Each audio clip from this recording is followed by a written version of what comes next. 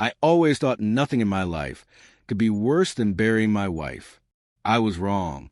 My heart thudded once, twice, then there was only silence, broken by the sound of my own breathing. They decided to declare me an old man who could no longer handle his own life and take everything I built over 40 years. Before we continue, please subscribe to the channel and let us know where you're listening in the comments. The morning started with a strong cup of coffee and my usual ritual, checking my email. Clicking on an unremarkable notification, I saw a letter from a lawyer. Only the addressee wasn't me. It was my son, Nolan. The email had landed in my old address, the one we used together years ago when I taught him how to navigate online banking. Nolan, the documents are ready. The power of attorney granting you full control over your father's property has been approved. The medical certificate confirming cognitive decline is attached. I'll see you and Whitney in my office on Friday. I close the email and pour myself another cup of coffee. My hands weren't shaking anymore. Only one word burned in my mind: revenge. I played the part. A few times I forgot dates on purpose, left the door unlocked, set bills aside like I'd lost track of them. And all the while, I was gathering information. My old friend Oscar, a genius with computers, intercepted their correspondence. Within a week, I had a whole archive of their plans: selling my downtown apartment, renting out my summer house, gaining access to my accounts. But the worst thing I saw was in a photograph, the attic of my apartment and an open wooden chest inside. In it lay gold bracelets and antique coins that had belonged to my late wife Valeria. I had kept them for 30 years. They even knew about those. I realized waiting was no longer an option. I had to strike first. My plan: set up a charity fund in Valeria's name, transfer all my assets into it, and appoint friends and distant relatives as trustees. And I'd make them believe everything was going according to their plan. Yesterday, Whitney called, sweetly asking if I'd like them to accompany me to the notary's office. For convenience, I agreed. Let them think the old man had given in. This morning, I got a call from Oscar. "Nicholas, we've got a problem." "What now?" I asked. "Nolan and Whitney have moved the notary appointment. It's not on Friday anymore. They're on their way to you right now." I looked out the window and saw a black SUV slowly pulling up to my house. The black SUV stopped right in front of my driveway. Through the half-open curtains, I saw Nolan step out first, sharp suit, expensive watch, that slightly smug walk he must have picked up from business seminars. Whitney followed, holding a folder pressed to her chest. I didn't need to guess what was inside. I had minutes, maybe less, before they rang the bell. On instinct, I opened the drawer in the hallway console and pulled out the thin folder labeled foundation papers. The real transfer documents were already signed and locked in my safe deposit box at the bank. What I held now was a decoy, blank forms, and meaningless legal jargon designed to look official. The doorbell rang. 3 polite chimes. I took a deep breath and opened the door. "Dad." Nolan's voice was full of false warmth. "We were just in the neighborhood and thought, why wait until Friday? This way we can get the notary paperwork done early. Won't that be easier for you?" I forced a smile. "Always thinking ahead, huh?" Whitney stepped forward, her perfume overpowering. "It's a simple formality, Nicholas. Just a few signatures. And you won't have to worry about bills or errands anymore. We'll take care of everything." That last sentence, "we'll take care of everything," landed like a shovel of dirt on a coffin. I let them in. As they walked past, I noticed how their eyes swept the house, measuring, evaluating. I imagined them calculating what each piece of furniture could fetch, which paintings might be worth keeping. We sat at the kitchen table. Nolan placed a folder between us. "We'll drive straight to the notary's office. It'll take 15 minutes. Then you can relax, Dad." I pretended to hesitate, glancing at the clock. "You caught me off guard. I haven't even had lunch yet." Whitney smiled. "Too sweet. Perfect. We'll grab a quick bite after. Our treat." I opened my decoy folder slowly, as if reviewing the papers. Nolan leaned forward, pointing to a page. Here's where you sign to authorize us as your legal representatives. I traced a line with my finger, feigning confusion. So, after I sign, you'll be able to make decisions about my accounts, my property, everything? Only to help you, Nolan said quickly. You know, if you forget to pay a bill or if something happens. Oscar's voice echoed in my head from this morning. Dave moved up the plan. I leaned back in my chair, letting the silence stretch just a little too long. Nolan's jaw tightened. Whitney glanced at him. Finally, I nodded. All right, let's do it. Relief washed over their faces. Whitney reached for the folder, but I held it a second longer. One thing, though, I'd like to stop by the bank first, just to check something before we sign. Nolan's smile faltered. Why? Old habit, I said casually. Your mother and I always made sure everything was in order before legal appointments. Call me sentimental. They exchanged a look. I caught it, a flicker of suspicion, but they agreed.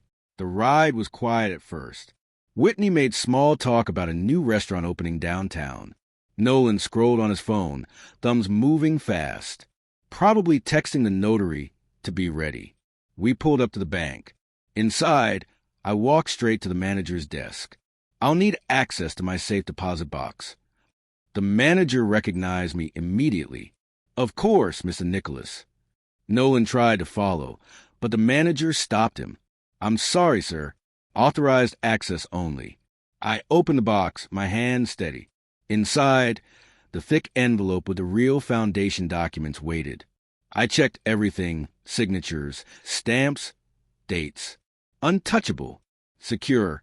When I came out, Nolan was waiting by the door, his smile strained. All set. All set, I said. We got back in the SUV, and Nolan headed toward the notary's office. Whitney was already pulling the documents from her bag, the decoy ones. That's when my phone buzzed. A text from Oscar. New info. Big problem. Call me ASAP. I glanced up. Nolan was watching me in the rearview mirror. I typed back under the table. Can't talk. What's going on? Oscar's reply came instantly. Your name just came up in a court filing. They're accusing you of financial abuse. Hearing set for Monday. I froze, the hum of the SUV's engine suddenly deafening. In the rear view, Nolan's smile widened, slow, deliberate, like a man who just played his winning move. The rest of the ride to the notary's office felt like being strapped into a roller coaster I hadn't agreed to board. Whitney kept chatting about trivial things, but I could see the flicker of anticipation in her eyes.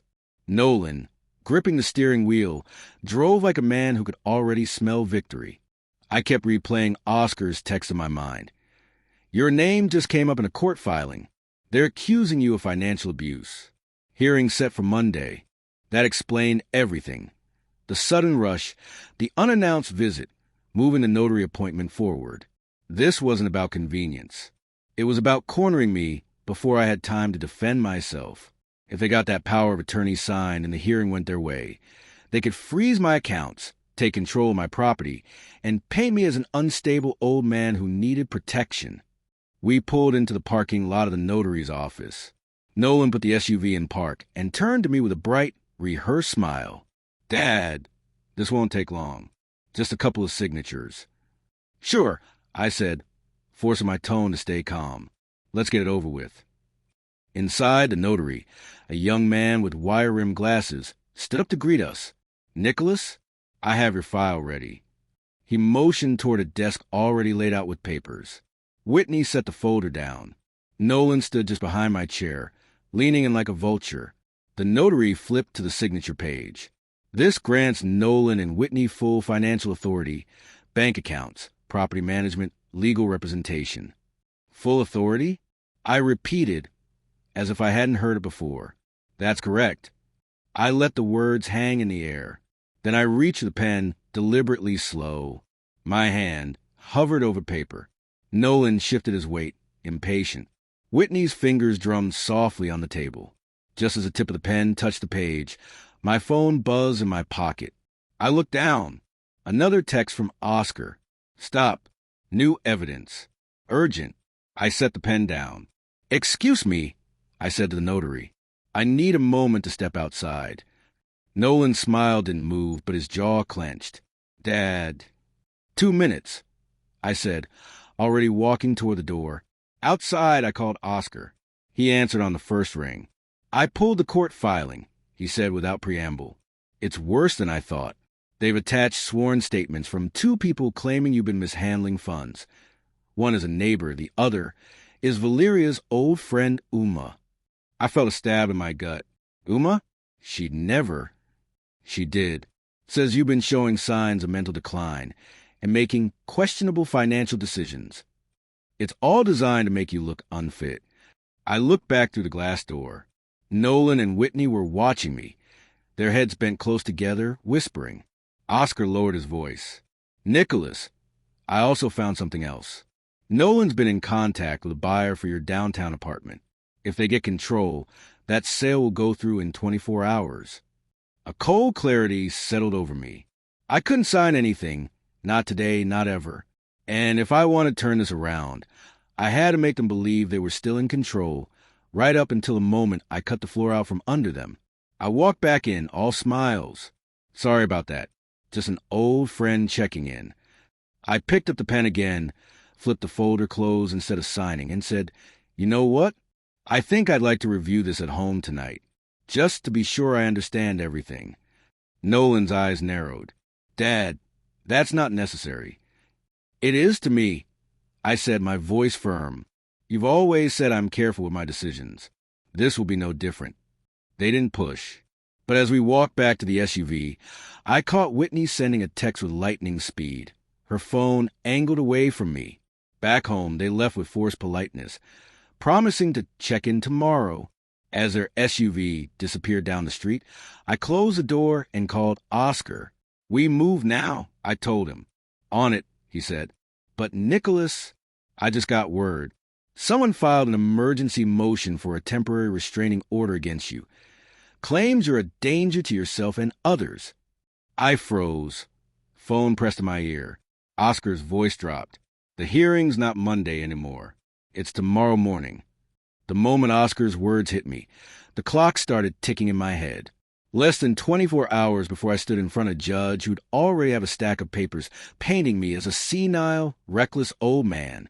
If they got that restraining order, I'd lose access to my own accounts before the weekend. I paced the living room, phone still in my hand. Oscar, tell me we can shut this down before tomorrow. Not entirely, he said, but we can blow a hole in their case big enough to buy you time. We need hard evidence. Proof that Nolan and Whitney are acting in bad faith. I've got their emails, the ones you intercepted. Emails are good, but we need something stronger. Recorded admissions, financial records showing their personal gain, anything that ties them directly to the abusive process. I looked at the clock. 5:12 p.m. They'll be celebrating tonight. I said slowly, thinking tomorrow's a slam dunk. If they feel safe, they'll talk. Oscar's tone sharpened. Nicholas, what are you thinking? I'm thinking I need to be in the same room with them before court. That night, I called Nolan. I've been thinking about the paperwork. I told him, You're right. No point in dragging this out. Let's meet for dinner and go over it one more time. He hesitated for a beat, then agreed. Sure. Whitney and I can meet you at the Oak Room at 7. The Oak Room was perfect. White tablecloths, soft jazz, close tables. A place where voices carried just enough for the next table to hear. Oscar arranged for a friend of his, Miles, to sit nearby with a discreet recorder. At 6:58, Nolan and Whitney arrived, both smiling like politicians on election night. Whitney's perfume hit me before she even sat down. This is the smart move, Nicholas, she said. By tomorrow, all the stress will be off your shoulders. I smiled, playing my part. I trust you, too. After all, your family. We ordered wine. Nolan leaned in. After the hearing tomorrow, we'll get the apartment listed right away. That market's hot, you'll get top dollar. You mean you'll get top dollar, Whitney corrected, laughing. Once the accounts are under our management, we can streamline everything. No more messy delays. I feigned ignorance. Streamline? Nolan grinned. Come on, Dad. You don't really think we're going to sit on all that equity, do you? You'll be comfortable. We'll handle the investments. Everyone wins. Miles caught every word. I made sure to keep them talking, asking innocent questions that encouraged them to lay out their entire plan. Selling the properties, liquidating assets, moving money into protected accounts I'd never see. By the time dessert came, I had more than enough to crack their story in court. I excused myself, went to the restroom, and called Oscar. "We've got it. I'll send you the recording tonight." When I came back to the table, Nolan was scrolling through his phone. Whitney was leaning toward him, whispering. They both looked up when I sat down. "We should get going," Nolan said casually. "Big day tomorrow." We left together, stepping out into the cool night air. I shook his hand, hugged Whitney, and watched them walk to their SUV. They didn't know I had just pulled the rug out from under them. Back home, I locked the door, poured myself a glass of scotch, and sent the audio file to Oscar. I felt the first real wave of relief in days. Then, just as I was about to shut down my laptop, an email notification popped up. The sender's name made my blood run cold. Judge Uma. The subject line read, "Change in tomorrow's hearing." I opened it. Due to new evidence submitted by the petitioners, the court will consider an additional motion for immediate guardianship transfer at tomorrow's hearing. Immediate guardianship transfer. That meant they weren't just after my accounts anymore. They were after my entire life. The words immediate guardianship transfer burned into my brain like a brand. If the judge granted that motion, Nolan and Whitney wouldn't just control my money. They'd control me, where I lived, who I saw, what I did, every choice I made. I called Oscar instantly. They've changed the game. Guardianship transfer. Tomorrow. He swore under his breath. That's nuclear. They want to make you legally incompetent before you even have a chance to fight. I've got the dinner recording. Isn't that enough? It's a weapon, yes, but we need to hit them with it in a way that exposes their whole strategy as malicious. That means witnesses corroborating evidence, and ideally, catching them in real time. I glanced at the clock. 10:47 p.m. Less than 10 hours to build a case that could save my life. Where do we start? I asked. Oscar's voice was firm. We go after the weakest link. Whitney. Whitney had always been more reckless than Nolan. Flashy spending, careless with details, bragging to friends. Oscar had already pulled her credit report earlier in the week and found $38,000 in personal debt, not including the money she'd been funneling from my accounts. We need a statement, Oscar said. If she admits, even offhand, that this is about money and not your well-being, we can burn their whole case. So I baited the trap. At 11:15 p.m., I sent Whitney a text. Can't sleep. Been thinking about what you said at dinner. Maybe you're right. I want to be sure I'm doing the right thing for both of us. Can we talk? She replied in minutes. Sure. Call me. I hit record before dialing. Nicholas, she said softly. I know this is hard, but tomorrow will be the start of a better life for you. No more worrying about bills or the house. And you and Nolan get to handle everything? I interrupted. Of course. That's the point. You've done enough. It's our turn to benefit from everything you've built. She caught herself on that last word, but too late. I kept her talking for 15 minutes, guiding her into admissions about the apartment sale, moving assets into secure accounts, and how once a guardianship is official, you can just relax. By midnight, I had a second damning recording. I sent both to Oscar. If this doesn't bury them, nothing will. It will, he promised. But you need to stay calm tomorrow. We'll present this after they lay out their accusations. The contrast will destroy them. I tried to sleep, but managed only restless dozing. At 6:30 a.m., I dressed in my best Navy suit, the one Valeria had loved, and placed the recordings on a flash drive in my inside pocket. My hands were steady.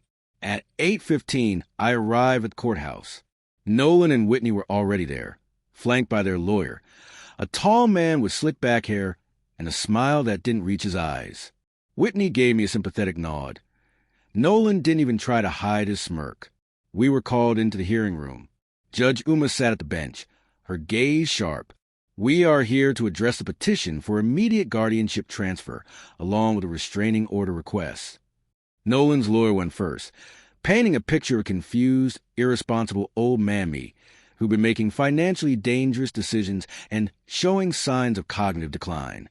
He presented sworn statements, including Uma's old friend's affidavit, and emphasized urgent need to protect me from myself. I sat quietly, letting them build their false narrative, my fingers resting on the flash drive like a trigger waiting to be pulled. Then Judge Uma looked at me. "Mr. Nicholas, do you have anything to present in your defense before I make my ruling?" I rose, pulling the flash drive from my pocket. "Yes, Your Honor. I have something you'll want to hear." Oscar stepped forward from the gallery with his laptop, ready to play the recordings. But just as he plugged it in, Nolan's lawyer stood. "Objection! Before the so-called evidence is presented, the court should be aware. There's a new filing this morning. Criminal charges." I turned sharply toward him. "What charges?" The lawyer smiled. "Elder abuse and fraud." For a moment, the words didn't make sense. Elder abuse and fraud. The courtroom seemed to fade, voices becoming muffled, until Judge Uma's sharp tone snapped me back. "Mr. Nolan's counsel, explain these charges." The slick-haired attorney stepped forward. "Filed this morning by the petitioners. They allege Mr. Nicholas has been misappropriating funds from joint family accounts, using them for undisclosed purposes, and engaging in coercive behavior toward the petitioners, constituting elder abuse." It was almost laughable. Me an abuser? But the danger was real. Criminal charges meant this hearing wasn't just about guardianship anymore. If they convinced the court there was probable cause, I could be arrested before the day was over. Oscar leaned toward me, his voice low.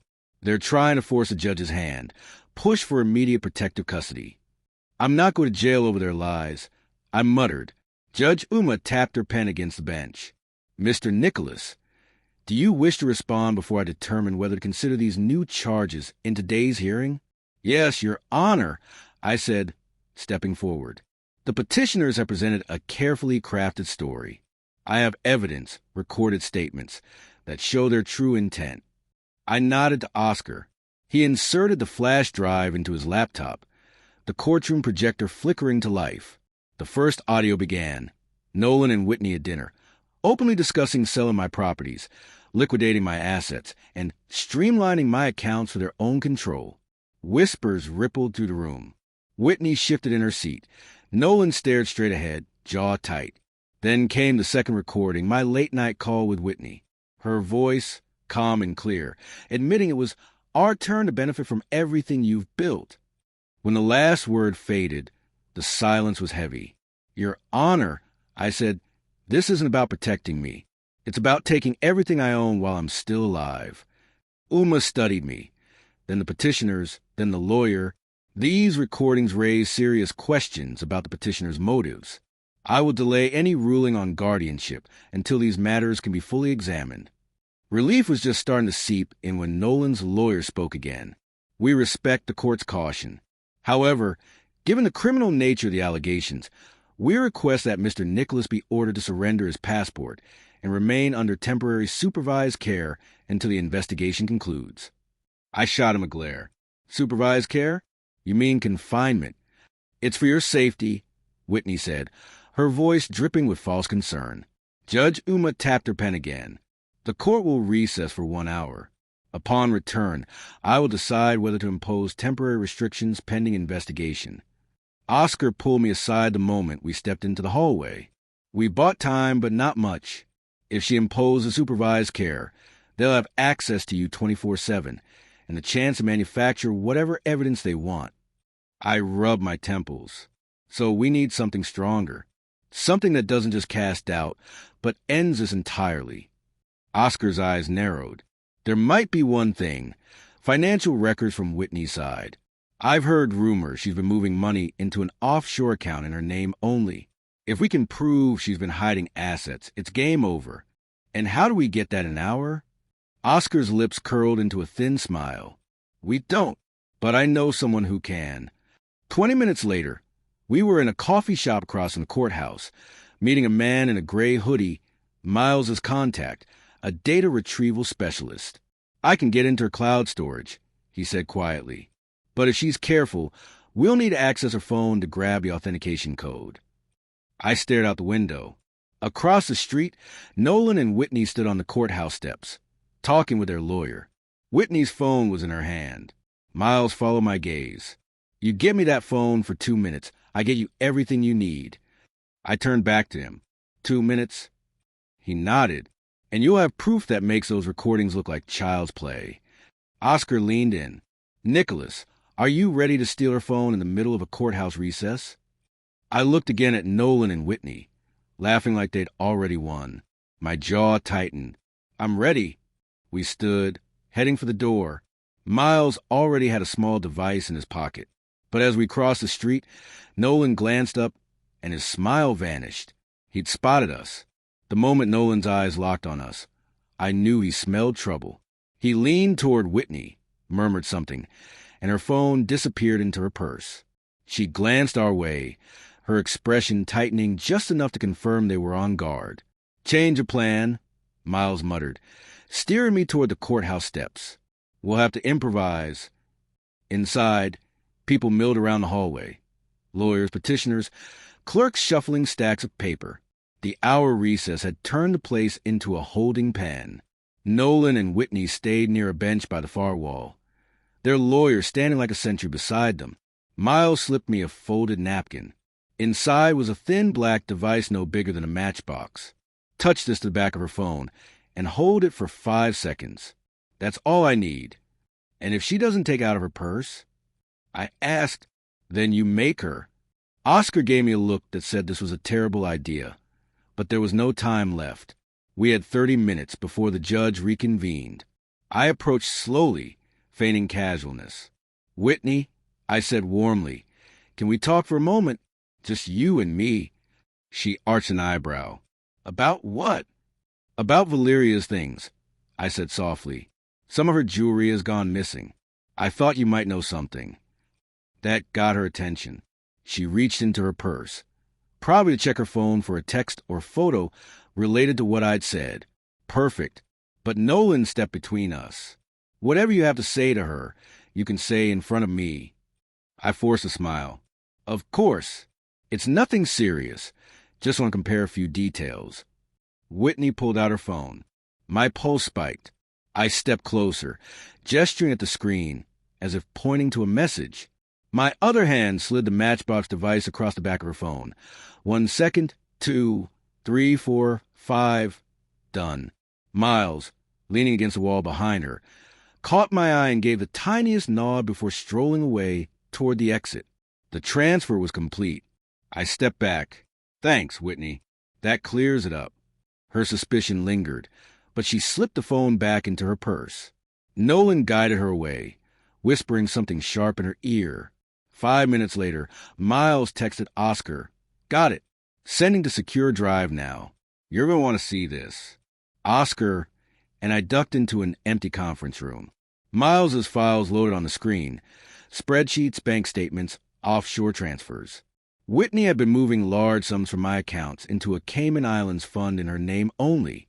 Even better. There were messages between her and a real estate broker about liquidating before the old man catches on. This is gold, Oscar said. With this, the judge won't just throw out their case. She might refer them for prosecution. I felt the first real surge of hope in days. We present this the moment court resumes. We left the room, heading back toward the courtroom. The bailiff was already calling people in. Nolan and Whitney were at their table, whispering furiously with their lawyer. As I took my seat, Judge Uma entered. Court is back in session. Before we proceed, are there any new submissions? Oscar stood. Yes, Your Honor. We have financial records showing petitioners have been transferring significant sums from Mr. Nicholas's accounts into private offshore holdings without his knowledge or consent. The judge's eyebrows rose. That is a serious allegation. Please present the evidence. Oscar handed over the printed documents while the courtroom murmured. Nolan's lawyer glanced at them, his face tightening. Whitney stared straight ahead, jaw clenched. Judge Uma began flipping through the pages. The room was silent except for the rustle of paper. She looked up, fixing Nolan and Whitney with a gaze that could cut glass. If these records are authentic, we will have to reconsider the entire petition. And that's when the bailiff entered from the side door, whispered something into the judge's ear. Her expression shifted, and she set the papers down. "Mr. Nicholas," she said slowly, "I've just been informed that law enforcement officers are here with a warrant for your arrest." For a second, I thought I had misheard. A warrant for my arrest? I repeated, my voice steady, but my pulse hammering. Judge Uma nodded gravely. "The warrant was issued this morning based on allegations in the criminal complaint. The officers will escort you to booking. We will recess until these matters are clarified." Nolan's smile was a thin, poisonous line. Whitney kept her eyes forward, but I could see the tremor in her fingers. They hadn't expected me to bring evidence today, but clearly they prepared a backup plan. 2 uniformed deputies stepped forward. "Sir, please stand." Oscar shot to his feet. "Your Honor, this is premature. We have exculpatory evidence." "The court is not in control of this warrant," she cut in. "It's a law enforcement matter. He'll have the opportunity to respond through proper channels." The deputies flanked me. I stood slowly, meeting Nolan's gaze. He looked away first. "Don't worry," I told Oscar quietly. "Get the rest of that evidence ready. I'll need it soon." They walked me through the hallway, every head turning as we passed. The fluorescent lights buzzed overhead, and the faint scent of floor cleaner filled the air. We stepped into the cool daylight outside, and the waiting patrol car door opened. Inside the station, the process was clinical. Fingerprints, photos, personal items in a plastic tray. I kept my mouth shut. The less I said now, the better. They placed me in a small interview room. A metal table, 2 chairs, a camera in the corner. The door opened, and a man in a charcoal suit stepped in. He introduced himself as Detective Mileson. "I've got a stack of statements here," he said, dropping a file onto the table. "People claiming you've been manipulating finances, threatening family members, hiding assets. That's a lot of smoke, Nicholas. Makes me think there's fire." I leaned forward. "And if I told you I have proof those statements are part of a scheme to steal everything I own?" He smirked. "Then I'd tell you I've heard that line before." We went back and forth for nearly 20 minutes. He asked about my accounts, my health, my relationship with Nolan and Whitney. I answered carefully, never denying what I could reframe as a legitimate business or personal choice. Finally, he pushed the document toward me. "This is a consent form for us to access your personal financial records. If you got nothing to hide, this makes everything easier." I almost laughed. "Detective, if I sign that, you're not the only one who'll have access. Their lawyer will see it too, and I'm not giving them the keys to the vault." He studied me for a long moment. "Suit yourself. You'll spend the night here while we sort this out." They moved me to a holding cell, small, cold, just enough room for a narrow bench. I sat, leaning against the wall, running every angle in my mind. Nolan and Whitney thought this was checkmate. They'd underestimated how many games I'd played before they were even born. 2 hours later, the guard came by. "Visitor for you." It was Oscar. He looked both furious and exhilarated. "I got the rest of the files from Miles," he said. "It's bad for them. Offshore transfers, real estate scams, and this is the kicker. Emails between Whitney and a man named Preston discussing a private exit plan once the money's moved." "Preston?" I frowned. "Not just anyone. He's a federal investigator, working undercover on a completely separate fraud case." The pieces slammed together in my head. If Whitney's been talking to a Fed about moving stolen money, this just got much bigger than a family dispute. Oscar's voice dropped. "Nicholas, Preston's coming here tonight. He says he needs to talk to you, alone, before he decides what to do with what he knows." The guard shadow fell across the bars. "All right, Nicholas, you've got a special visitor." The door opened, and Preston stepped inside, closing it behind him. Preston stepped into the cell, like a man who owned the room. Tall, broad-shouldered, mid-40s, the kind of posture you only get from years in law enforcement. His eyes scanned me quickly, sizing me up the way a chess player sizes up the board. "Nicholas," he said, his voice low but firm. We need to have a conversation you won't want anyone else to hear." He pulled the single chair closer to the bench where I sat. The guard closed the door behind him, leaving us in that cold, echoing silence. "I know what's going on between you and your family," Preston began. "And I also know Whitney has been in contact with me under false pretenses. She thought I was a potential partner for moving funds offshore. What she doesn't know is that I've been building a case against her, Nolan, and several others for the past 6 months." I leaned forward. "Then why am I sitting in here instead of them?" "Because right now," he said evenly, "you're on paper as the one moving those funds." She set it up that way. "And unless we shift the narrative, the DA is going to push for charges that could put you away for years." I studied him. "So, what do you want from me?" "A deal. You give me everything you have on them. Recordings, bank statements, witnesses, and I'll make sure the charges against you vanish. In return, you'll testify in my federal case. That means going on record, under oath, against your own family." I sat back. The idea tasted like rust in my mouth. Testify, and I lose them forever. Don't testify, and I lose everything else. Preston shrugged. "That's about the size of it."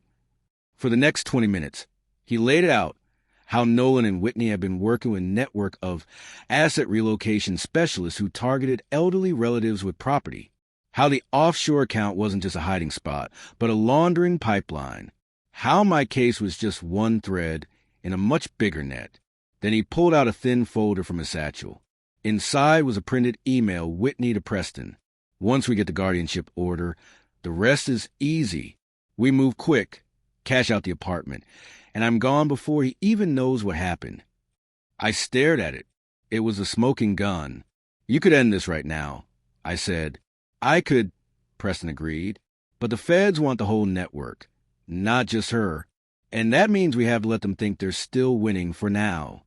The guard knocked on the door. "Time's up." Preston stood, tucking the folder back into his satchel. "You got until tomorrow morning to decide. Work with me, and you walk out of here a free man. Refuse, and well, you'd better get used to the smell of concrete." He stepped out, leaving me alone with the hum of the ceiling light and the faint sound of keys jangling down the hall. I leaned against the wall, my mind running in tight circles. Testify and burn the bridge to my own blood, or gamble that I could beat them without federal protection. An hour later, the guard returned. "Nicholas, you got another visitor." I expected Oscar. It wasn't Oscar. Whitney walked in, alone, a cold smile on her lips. She sat down across from me, leaning in just enough of the camera in the corner to miss her mouth. "I know you've been talking to him," she whispered. "And if you think Preston is your way out, you're already dead in the water." Whitney's smile was the kind you give right before stabbing someone in the back. She sat back casually, as if we were meeting for coffee instead of across a jailhouse table. "I know Preston's here," she murmured. "I know he's told you things. And I know he's made you an offer." I kept my expression flat. "Then you also know what that means for you." Her lips twitched. "Oh, Nicholas, you really think he's on your side? Preston doesn't care about you. You're just bait. The second he gets what he wants, you're nothing but collateral damage." I didn't answer. Let her fill the silence. She leaned in. "But I can make all of this disappear. The guardianship, the charges, even this little jail visit. You walk free tomorrow on my terms." I raised an eyebrow. "And those terms are?" "You sign over the downtown apartment and the summer house. Quietly. No court. No Preston. No prison." Her voice dropped to a whisper. "If you don't, Nolan and I will make sure you're indicted on enough counts to keep you here until your heart gives out. We've already laid the groundwork. And Nicholas, juries love a greedy old man story." She stood, smoothing her skirt, her tone light again for the benefit of the camera. "Think about it. You've got until the morning." The guard escorted her out, leaving me with a metallic taste of rage in my mouth. 2 offers, 2 traps. Preston's deal meant betraying family to save myself. Whitney's meant handing over everything to buy my freedom. The cell door clanged shut. I sat on the bench, staring at the floor, the clock ticking in my head. And then through the bars, I saw Oscar slip a small envelope to the guard, who passed it to me without a word. Inside was a single piece of paper. 3 words, scrawled in Oscar's handwriting. There's a third way. I unfolded the note again, staring at the 3 words. There's a third way. Oscar didn't write things like that lightly. If he said there was a third option, it meant he'd already started building it. When the guard made his next round, I slid the note back and whispered, "Tell him to get me details." The guard gave the slightest nod. Oscar must have greased his palm earlier. 20 minutes later, I was called to the attorney room. Oscar was already there, leaning forward, his voice low. "I've been digging deeper into Preston," he said. "Turns out he's got skeletons. He's not just undercover. He's under investigation himself for mishandling evidence." I frowned. "And that helps me how? It means he needs this case clean. If we can make him believe you've got dirt that could blow his career, he'll bend over backward to protect you. That's leverage." I leaned back. "So, blackmail the Fed who's offered me a deal while baiting Nolan and Whitney into hanging themselves. You call that a third way?" Oscar smirked. "I call it survival." He slid me a manila folder. Inside were photos, financial logs, and an audio clip labeled Preston Xena Call. "Play that when you're alone," Oscar said. "You'll see why he won't want it public." The guard knocked. Time was up. Oscar grabbed my arm before I stood. "Tonight, they're all coming for you. Preston wants your decision. Whitney will push for hers. Use this, Nicholas. Play them against each other, and you walk out owning the board." Back in my cell, I waited until the block was quiet before playing audio. Preston's voice came through, tense, talking to a woman named Xena about shifting funds and keeping the Bureau off the scent. I didn't need to hear more. It was enough to ruin him, enough to make him desperate. Footsteps echoed down the hall. The guard stopped at my door. "Visitor," he said.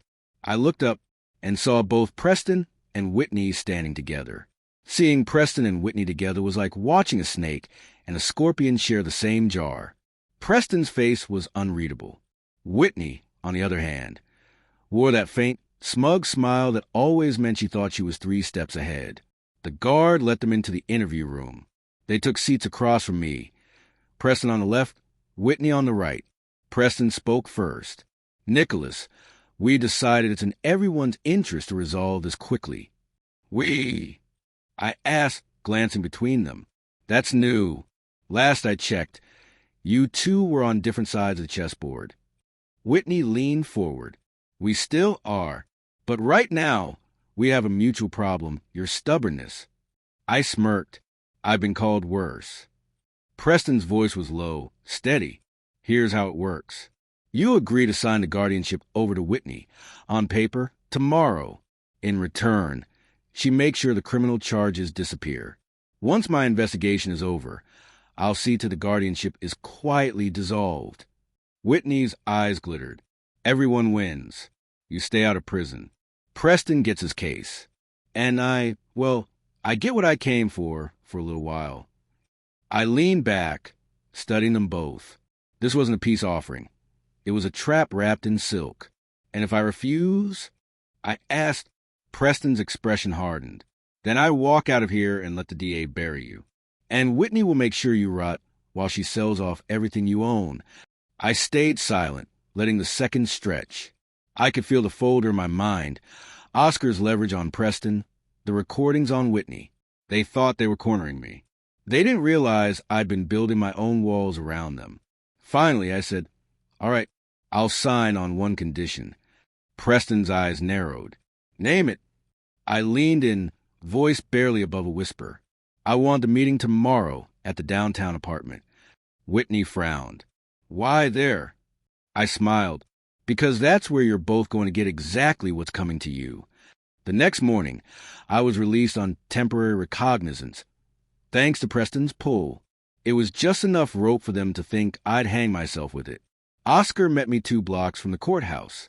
"You sure about doing it this way?" he asked. "I'm sure," I said. "They want the downtown apartment. They'll get it. And while they're busy thinking they've won, we'll be recording every word." We spent the morning setting the stage. Miles hid 2 micro cameras in the apartment. one in the bookshelf facing the table, another in the vent above the kitchen.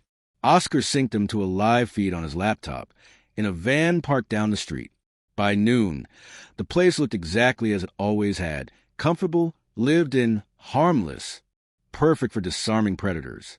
At 2 p.m., the black SUV pulled up.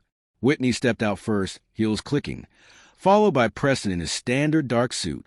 They walked in like they already owned the place. "Paperwork's in my bag," Whitney said, dropping her purse on the table. "Let's keep this quick," Preston added. "The less anyone sees of us together, the better." I nodded toward the dining table. "Everything we need is there." They sat, pulling out documents. I pretended to skim them, letting them think I was stalling because I was nervous. In reality, I was watching them position themselves perfectly in view of the hidden cameras. Whitney slid the guardianship form toward me. Sign at the bottom. Preston leaned back, arms crossed, confident. Once this is done, we all walk away with what we want. I picked up the pen, tapped it against the paper, then set it down. "One more thing before I sign," I said. "I want to hear you both say, clearly, exactly what I'm agreeing to." Whitney rolled her eyes. "Fine. You're handing me legal control over your assets so I can liquidate them for." Preston cut in sharply. "Whitney," but it was too late. The cameras had caught it. I smiled slowly. That's when my phone buzzed in my pocket. A single text from Oscar. "Nicholas, get out. Now. Cops inbound for you." My eyes flicked to Preston and Whitney. They were still bickering over my hesitation, completely unaware of the storm about to hit. I slipped the phone under the table and typed back to Oscar, "How long?" His reply came instantly. 3 minutes, maybe less. "They're coming with a warrant." I stood abruptly. "You know what? I need a glass of water before I do this." Whitney groaned. "Seriously?" But I was already walking toward the kitchen. From there, I had a clear view of the back hallway that led to the service exit. I opened a cabinet under the sink, not for water, but for the small canvas bag I'd hidden there earlier. Inside were my wallet, a set of keys, and a flash drive with the camera feeds already backed up. Oscar had thought of everything. I glanced back into the dining room. Preston was watching me now, suspicion creeping into his eyes. "You planning to run Nicholas?" I smiled faintly. "Wouldn't dream of it." From outside, faint sirens began to wail, growing louder. 2 minutes. I stepped back toward the table, as if ready to sign. "All right," I said, "let's finish this." Whitney pushed the papers toward me. Her pen was already uncapped. The sirens cut closer. Preston glanced toward the window, then back at me. "What's going on?" I shrugged. "Guess we're about to find out." A loud knock echoed through the apartment. "Police? Open up." Whitney froze. Preston's jaw clenched. I leaned in, voice low, so only they could hear. "If I were you, I'd think very carefully before answering that door, because in about 30 seconds, they'll see exactly what you've been saying and doing here." The knocking grew louder, now accompanied by shouts. Whitney's hand trembled on the table. Preston's eyes darted to the hallway, calculating. I took one slow step back toward the kitchen, then another. That's when Preston lunged across the table, grabbing my wrist. Preston's grip was iron, his fingers digging into my wrist. "You're not walking out of here with whatever's in that bag," he hissed. I twisted hard, freeing my arm just enough to shove him back a step. Whitney jumped to her feet, her voice sharp. "Preston, forget him. Hide the papers." The pounding at the door turned into the splintering crack of wood under force.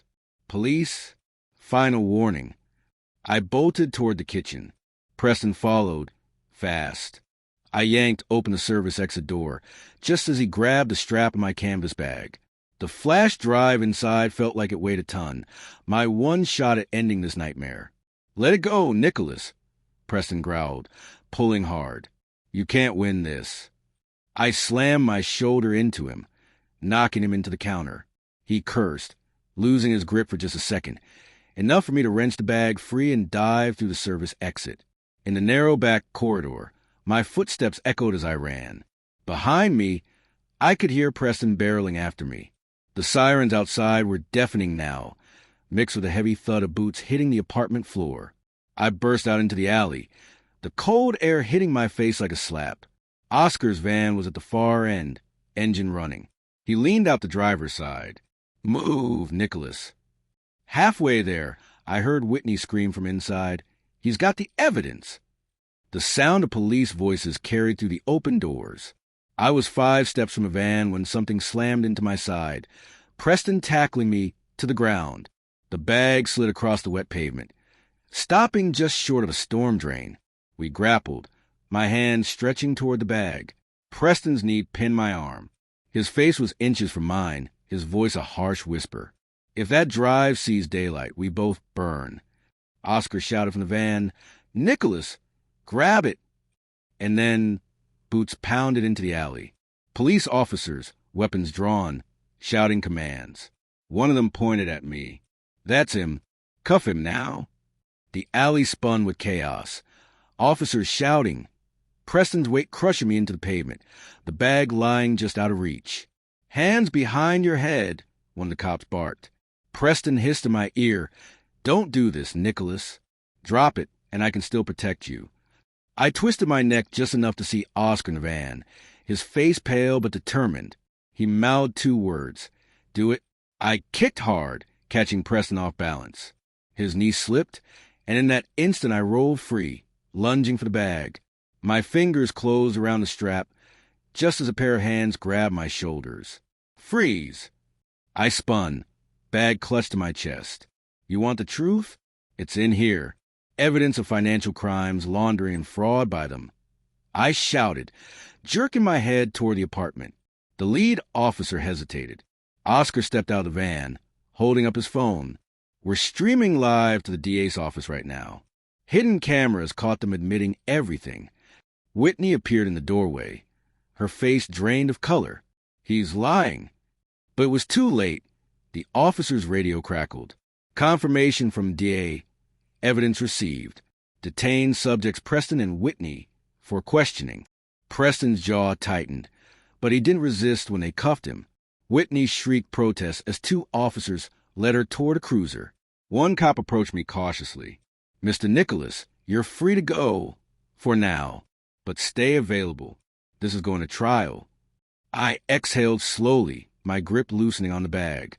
Oscar was already beside me, his grin wide. "Told you there was a third way." As the cruisers pulled away, I looked up at the downtown apartment, the place they thought would be my prison. Instead, it had become their cage. For the first time in weeks, the weight in my chest eased. They'd come for everything I had and left with nothing. Oscar clapped my shoulder. "Let's get you home." And as we walked away, sirens fading into the distance, I knew one thing for certain. They'd never see me as the victim again.